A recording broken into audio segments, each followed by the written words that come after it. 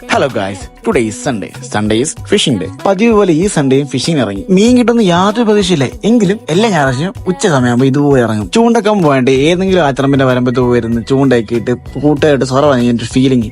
അതൊരു വൈബ് തന്നെ.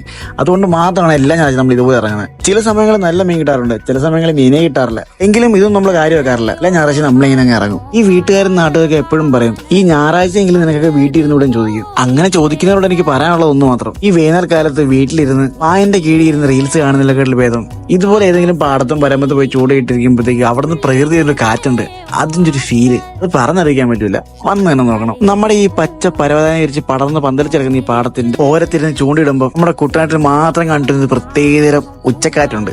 ആഹാ, എന്താ സുഖം. അങ്ങനെ നമ്മുടെ പ്രതീക്ഷകളൊന്നും തെറ്റിക്കാതെ ഇന്ന് നമുക്ക് ചൂണ്ടയിൽ മീനൊന്നും കിട്ടിയില്ല. അങ്ങനെ നേരെ വീട്ടിലേക്ക്. ഇന്നത്തെ വീഡിയോ ഇവിടെ അവസാനിച്ചിരിക്കുന്നു. അടുത്ത വീഡിയോയുമായി ഉടനെ വരാം. ഇങ്ങനെ പാടത്തേക്ക് ഇരുന്ന് ചൂണ്ടിട്ടുന്നവരാണ് നിങ്ങളെങ്കിൽ ഈ വീഡിയോ നിങ്ങളുടെ കൂട്ടുകാർക്ക് ഷെയർ ചെയ്ത് കൊടുക്കുക. അപ്പോൾ